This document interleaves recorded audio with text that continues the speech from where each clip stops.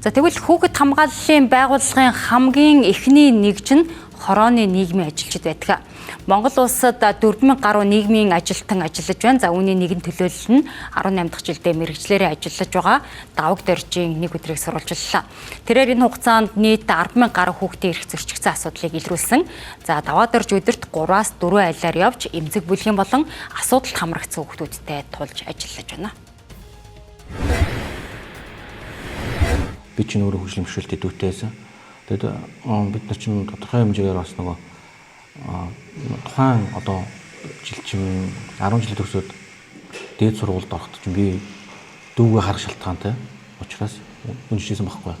Тэгээд тухайн үед л ерөнхийдөө анх хороор очиж нийгмийн ажилтнтай уулзж байхдаа ерөнхийдөө нийгмийн ажилтан ямар хүн хөгжлийн бэрхшээлтэй одоо эрэгтэй харьцаж байгаа тэр байр байдлыг хараад ерөнхийдөө нийгмийн ажилтан ер нь болвол ер нь хүнд тустай тийм нийгмийн сайхны төлөө сайхан мэргэжил юм байна да гэж бодоод тухайн мэргэжлийг анх сонгож байсан. Тухайн хэсэгт ерөнхийдөө олон жил болсон. Тэгээд төр оршин суугч тийм манай хаягтай мөртлөө айлын хашаанд амьдардаг өргөтлгоолсон 6 хүүхэдтэй айлтж байна ээж ингэрт. Тийм өдөрт ер нь нэг иргэнтэй ажиллах чинь тухайн иргэний чинь өөрчлөлт цаг хугацаа хэрэгтэй шүү дээ. Тэгэхээр ерөнхийдөө нэг 3 гэжтэй болж өгвөл нэг дуудаж болон гэрээр нь очиж уулзах тийм юу хөл ажлын өслөг бол гаргадаг. Нийгмийн ажил нь өөрөө тэгээд соёлын болон одоо биеийн тамир тэгээд олон нийтийг хөгжүүлэх ажлууд маш их байдаг учраас энэ төлөвлөгөөт ажиллаа болж өгвөл хуваарийн дагуу өглөө өдөрт 2-3 цагт хийгээд бусад ажлуудаа бол бас амжуулах ажлыг бас хийхийг бол зорж ажиллаж байгаа. Одоо айл дээр ирчтэй тий? Тийм, одоо айл дээр ирч. Генограмм зураг.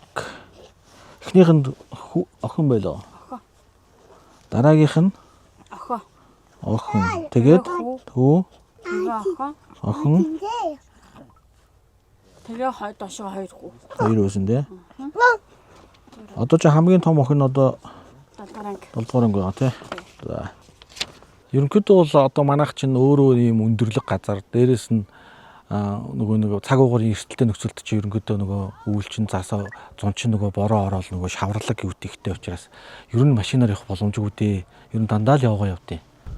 Ерөнхийдөө бол одоо саяны айл бол одоо ийм л юм дээрээ хүүхдийн мөнгө өргөтлүүлсэн эцэг их гэдэг бас халамжаас бол нэг 315 мянган төгрөгийн бас нэг тэтгэмж авч байгаа. За энэ юм төсвөр л амьдарч байгаа байхгүй энэ айл. Тэгэхээр зэрэг угаасаа энэ айлын хүрэлцээ нь ямар хөө байна гэдэг сая бидний нүдээр харахад бол харагдлаа шүү дээ тийм ээ. Хэдвэр анги лээ? 2. 2 дугаар анги юм уу? За. Автобусаар ганцаар ирсэн юм уу? Тийм. Яагаад ганцаар явж байгаа юм дөө? Аав ээж ажилтаа. Тийм үү. Автобусаар хэдэн буудлын явж ирдэг юм дөө? 5 буудлын юм уу? За. Тэгэхээр зэрэг энэ автобусаар сургуулийн зам гардаг тийм ээ? Тийм. Зам гарч чадах уу? Чадна. Чадах уу? За тэгтээ ахын үргээд өчөө тийм ээ? Өөхөө. За. Яг микс.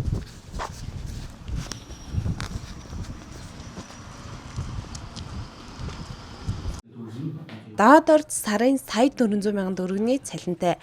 Цалин амьдралд нь хөрөлцдөггүй хүүхдийг гэх сэтгэл нь мэрэгчлэрээ ажиллахад нь түлхэж салдаг байна. Түүний хувьд хүүхдийн эрхийг хамгаалахын тулд олон нөлөөллийн аянуудыг хийхээр төлөвлөдөгч төсөв нь бага учраас цуцлахаас өөр аргагүй төрдөг байна.